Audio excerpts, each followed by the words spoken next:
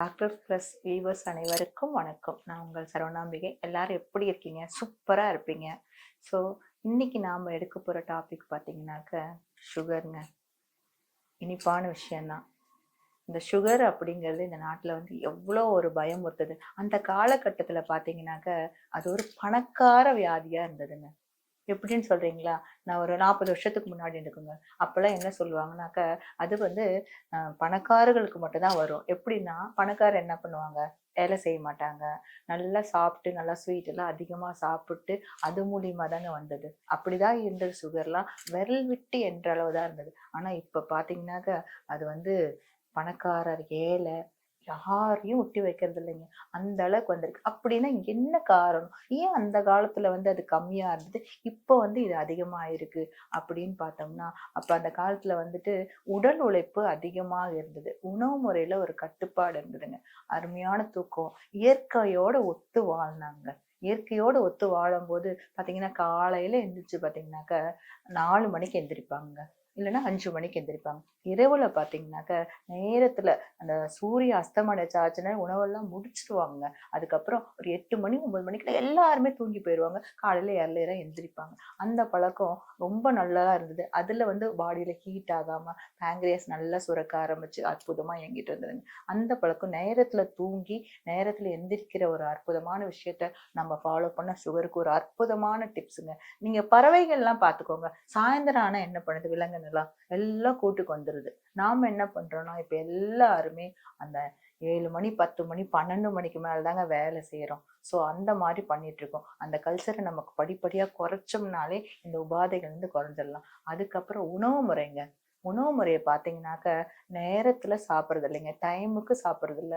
நேரங்கெட்ட நேரத்துல நம்ம சாப்பிடுறோம். இந்த மாரி சாப்பிடும்போதும் நமக்கு வந்து சுகருக்கு பாதிப்பு குடுக்குதுங்க. சாப்பாடுற முறைன்னு ஒண்ணு இருக்குதுங்க. ஈஸியா ஜீரணமாகுற உணவா எடுத்துக்கணும். எந்த உணவா இருந்தாலும் எடுத்துக்கணும். நைட்ல ஹெவி ஃபுட் கூடாதுங்க. அந்த காலத்துல சொன்னாங்க பார்த்தீங்களா? காலையில் உணவு இளவரசன் மாதிரி இருக்கணும். மதியான உணவு அரசன் மாதிரி இருக்கணும். இரவு உணவு பிச்சைக்காரன் மாரி உணவுன்னு சித்தர்கள் சொல்லி வச்சிருக்காங்க. ஏன் அப்படி சொல்லி வச்சாங்க? காலை உணவு இளவரசன் மாரி இருந்தா என்ன? இட்லி, தோசை, பூரி, பொங்கல்லாம் சாப்பிட்டுட்டு அப்படியே உட்காந்துக்கிறது இளவரசன் மாரி இல்ல. நல்ல நம்ம நட்ஸ் வகைரா, கஞ்சி, கூழு அந்த காலம் சொன்னாங்கல்ல, "கந்தை ஆனாலும் கசக்கி கட்டு, கூழானாலும் குளித்து குடின்னு" சொன்னாங்க. அந்த மாதிரி கூழு, மில்லட்ஸ் உணவுகள் இந்த மாரி எடுத்து சாப்பிடும்போது பார்த்தீங்கன்னா, ஈஸியா டைஜஷன் ஆகி துருதுருன்னு ஆக்டிவா இருப்பாங்க.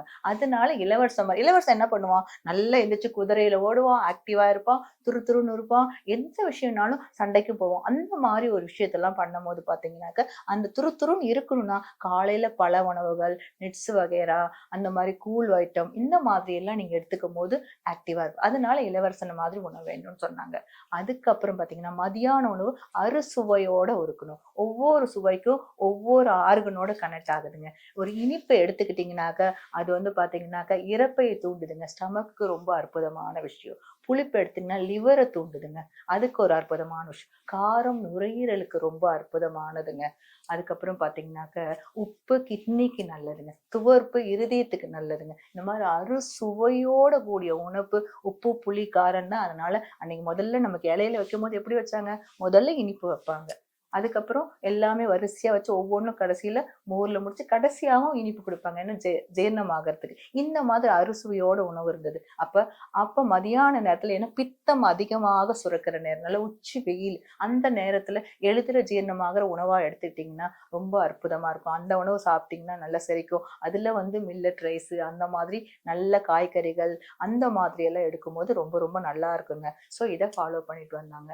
அதுக்கப்புறம் ராத்திரில பிச்சைக்காரன் மாதிரினா, சூரியன் அஸ்தமனிக்கும்போது சாப்பாடு வந்து அஸ்தமிச்சாலே நம்ம நாடி எல்லாம் மந்தத்துக்கு மாறிடுங்க. அப்ப எளிதில ஜீரணமாகிற உணவா, ஸ்டீம் உணவாக கஞ்சி ஐட்டம் அந்த மாரி எளிதில ஜீரணமாகிற உணவா நீங்க எடுத்துக்கிட்டீங்கன்னாக்க, ரொம்ப நல்லதுங்க. இட்லி, அந்த மாரி ஆவியில வேக வச்ச உணவுகள், அந்த மாதிரிலாம் எடுத்துக்கலாம். இதெல்லாம் ரொம்ப அற்புதமா வேலை செய்யுங்க. இதெல்லாம் சாப்பிடலாம். அதுக்கப்புறம் சாப்பாட பார்த்தீங்கன்னாக்க, நம்ம என்னன்னா பரபரன்னு உலகத்துல இருக்கிறனால, வேக வேகமா சாப்பிடுறோங்க. சாப்பாட போட்டீங்கன்னா ஏன்னா அந்த சாப்பாட்டுக்குன்னு நம்ம முக்கியத்துவம் குடுக்கிறதே கிடையாதுங்க. எதிர்பார்ப்பு. வேற வேற வேலைக்கெல்லாம் முக்கியத்துவம் குடுக்குறோம். ஆனா சாப்பாட எப்படி சாப்பிடணும் அப்படின்னு கேட்டீங்கன்னாக்க, நல்ல வாய் மூடி மென்னு கூழ் மாதிரி அரைச்சு சாப்பிடணும். ஏன்னா நம்ம உமிழ்நீர்ல தாங்க வந்து ஆன்டிபயோட்டிக் இருக்குன்னு சொல்றாங்க. நம்ம உமிழ்நீர் என்ன சொல்லுவாங்க தெரியுங்களா சித்தர்கள்? ஜீவா அமிர்தம்னு சொல்றாங்க. இந்த ஜீவனோட அமிர்தமே உமிழ்நீர் தாங்க.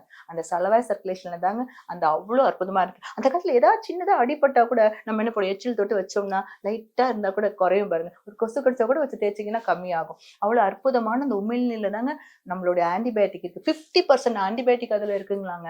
ஸோ அந்த உமிழ்நீர நம்ம சாப்பாட நல்லா கூழ் மாதிரி நல்லா அரைச்சு உள்ள தள்ளும்போது அந்த உமிழ்நீரும் உள்ள போய் நமக்குள்ள அற்புதமான ஒரு சக்தியா மாறுதுங்க. அது மாதிரி மாறும்போது அது அன்ன ரசமாக மாறுகிறது. 7 தாதுவாக நம்ம உணவு மாறுகிறது. ஃபர்ஸ்ட் வந்து அன்ன ரசமாக மாறுது. அதுக்கப்புறம் பாத்தீங்கன்னா ரத்தத்துக்கு உண்டான சக்தியாக மாறுகிறது. ரத்தத்துல டெஸ்ட் எடுக்கும் போதே சுகர் டெஸ்ட் எல்லா கொலஸ்ட்ரால் எல்லாமே கண்டுபிடிச்சிருப்பாருங்க. அப்ப ரத்தத்துக்கு உண்டான சத்தா மாறுது. 3வது மாமிசம் என்று சொல்லக்கூடிய மசில் எனர்ஜிக்கு உண்டான சத்தாக மாறுகிறது. 4வது அப்புறம் பாத்தீங்கன்னாக்கா கொழுப்பு சத்து கொலஸ்ட்ராலுக்கு உண்டான சத்தாக மாறுகிறது. அப்ப பாத்தீங்கன்னா எத்தனை இப்பயே கொலஸ்ட்ரால் எத்தனை வெரைட்டி பாருங்க. நமக்கு எவ்வளவு பேட் கொலஸ்ட்ரால் வருது. 5வது பாத்தீங்கன்னா அஸ்தீன் என்று சொல்லக்கூடிய அந்த போனுக்கு உண்டான சத்தாக மாறுகிறது. 6வது மஜ்ஜை என்று சொல்லக்கூடிய அந்த போன் மேரோ அந்த புழுவேடுக்கு உண்டான சத்தாக மாறுகிறது. 7வது தாது ஆண்களுக்கு சுக்கிலம் என்று சொல்லக்கூடிய விந்தணுக்களாகும், பெண்களுக்கு சுரோனிதம் என்று சொல்லக்கூடிய சினை முட்டையாக மாறுகிறது. ஒரு ஸ்வெடி சாப்பாட்டுல 7 தாதுவாக மாறுகிறது. நம்ம என்ன பண்றோம், வேக வேகமா மென்னு முனிகிறோம். நல்ல சீக்கிரமா அப்படியே கடகடன் அப்படியே பார்த்துக்கிட்டு பேசிக்கிட்டு சாப்பிட்றோம், டிவி பார்த்துக்கிட்டு சாப்பிட்றோம், நடந்துக்கிட்டே சாப்பிட்றோம். அந்த சாப்பாட்டுக்கு நம்ம வந்து உட்காந்து நல்லா கால்களை நல்லா மடிச்சு சம்மணம் போட்டு உக்காந்து கீழே குமிஞ்சு சாப்பிட்டு அதெல்லாம் நிதானமா அந்த சாப்பாட்டை எப்படி சாப்பிடணும்னு சொல்லியிருக்காங்க தெரியுங்களா? ரசிச்சு ருசிச்சு அனுபவிச்சு சாப்பிடணுமா. அவ்வளவு அற்புதமா அந்த சாப்பாடை சாப்பிடும் போது அது நல்ல ஜீரணமாக சரித்து ஒவ்வொரு ஆறுகளுக்கும் வேண்டிய சத்துக்களை கொடுத்து கடைசியில மலக்குடல் வழியாக கழிவுகள் வெளியேறும் போது நமக்கு என்னென்ன இயற்கையோட ஒத்து உடம்பு எப்படி இருக்கோ அந்த ப்ராசஸ் எல்லாம் கரெக்டா போகும்போது உடம்புக்குள்ள எல்லா விதமான மெட்டபாலிசமும் அற்புதமா இயங்க ஆரம்பிக்குங்க. இந்த மாதிரி இயங்கும் போது உங்களுக்கு எப்படிங்க சுகர் வரும்? ஸோ இந்த உணவு முறையை நல்லா மென்னு சாப்பிட்டாலே உங்களுக்கு சுகருக்குள்ள பாதி உபாதைகள் கொடுக்கிறோம். அந்த மென்னு சாப்பிட்ற உணவு என்ன உணவாக சாப்பிட்றோம் அந்த பாத்துக்கலாம். நம்ம தேவையானது என்ன, மெயினா சுகருக்கு வந்து என்ன உணவு எடுத்துக்கலாம் அப்படின்னு கேட்டீங்கன்னாக்க கருவேப்பிலைங்க. எக்ஸலண்ட்டுங்க. கருவை உருவாக்கும் வேப்பிலைன்னு சொல்லுவாங்க. அந்த மாதிரிதான் சொல்லி கருவேப்பிலை எல்லா உணவுலையும் நம்ம சேர்த்து வச்சாங்க. அப்ப அந்த கருவேப்பிலை ரொம்ப ரொம்ப அற்புதமான ஒரு விஷயம். ஒரு பிடி கருவேப்பிலை அதை போட்டு மிக்சியில போட்டு அரைச்சி வடிகட்டி அப்படியே குடிக்கலாம். இல்ல எனக்கு இன்னும் கொஞ்சம் டேஸ்டா வேணும், எனக்கு அல்சர்லாம் கூட இருக்கு அப்படின்னா ஒரு பிடி கருவேப்பிலை, ஒரு பிடி தேங்காய் துருவலை போட்டு மிக்சியில போட்டு நல்லா அடிங்க. அடிக்கும் போது ஒரு ஏலக்காயும் சேர்த்து போட்டு மிக்சியில அடிச்சு வடிகட்டி அதை வந்து உங்களுக்கு வேணாம் நாட்டு சக்கரை பனவெல்லம் வேணாம்னா அப்படியே கூட குடிக்கலாம். இல்லைன்னா நாட்டு சக்கரை பனவெல்லம் கொஞ்சம் லைட்டா போட்டு கலந்து குடிச்சு பாருங்க. கருவேப்பிலைக்கு அவ்வளோ டேஸ்டா இருக்குங்க. அதை அப்படியே நல்லா சூப் பண்ணி அப்படியே நல்லா சிப் பண்ணி மெதுவா குடிங்க. தண்ணி குடிச்சாலும் ஸ்லோவா குடிங்க. எந்த ஜூஸ் குடிச்சாலும் ஸ்லோவா அந்த உமிழ்நீர் கலக்கணுங்க. அதை கலந்து குடிக்கும் போது உங்களுக்கு சுகர் எக்ஸலண்டா நல்ல படிப்படியா குறையதை நீங்களே செக் பண்ணுங்க. கருவேப்பிலைக்கு அவ்வளோ அற்புதமான மகத்துவம் இருக்கு. அதே போல வெண்பூசணிங்க எக்ஸலண்ட்டுங்க. அந்த வெண்பூசணி நம்ம தெரியும் இல்லைங்களா, பூசணிக்காய் டிஸ்டி பூசணிக்கான்னு சொல்லுவோம் இல்லைங்களா, அதுதான் அந்த அற்புதமான ஒரு பூசணிக்காய். அந்த பூசணிக்காயில ஒரு கீத்தை எடுத்து வச்சு அதுல இருக்க ஸ்கின்னை ரிமூவ் பண்ணிட்டு சீடை ரிமூவ் பண்ணிட்டு நல்லா கட் பண்ணி மிக்சியில போட்டு அடிச்சு குடிக்கலாம். இல்ல டேஸ்டா வேணுங்க மோர் மிக்ஸ் பண்ணி உப்பு கலந்து குடிக்கலாம். இந்த மாதிரி வெண்பூசணி ஜூஸ், கருவேப்பிலை ஜூஸ் கொஞ்சம் குடிக்கலாம். அடுத்தது வெந்தயம், நைட்ல வெந்தயத்தை கொஞ்சம் ஊற வச்சுட்டு அந்த தண்ணி எடுத்து என்ன பண்ணிக்கலாம், நம்ம குடிச்சிட்டு அந்த வெந்தயத்தையும் கூட சாப்பிட்டு வரலாம். இதுவும் நல்லா பேங்க்ரீஸ் நல்லா சிம்லேட் பண்ண வைக்கும். ஸோ இதெல்லாம் பண்ணணும். இதெல்லாம் பண்ணிக்கிட்டே வந்துகிட்டு நல்ல நேரத்துல தூங்கி நேரத்துல எந்திரிக்கிறது, தினமும் உடற்பயிற்சிங்க. கன்ஃபார்மா உடற்பயிற்சி வேணும். நடக்கணுங்க கொஞ்ச நேரமா.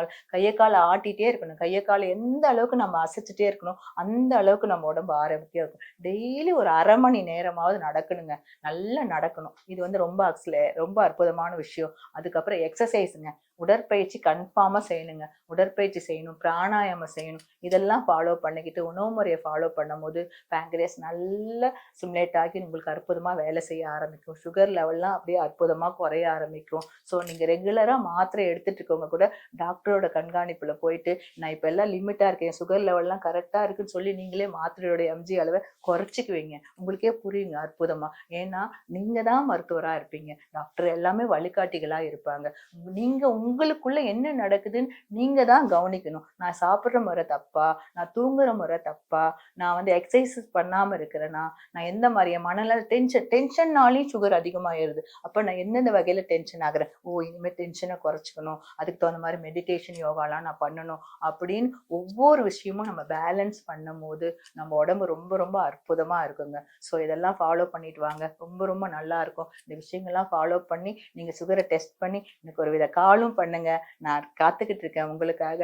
அனைவருக்கும் அடுத்த வீடியோ சந்திப்போம். வணக்கம். நன்றி.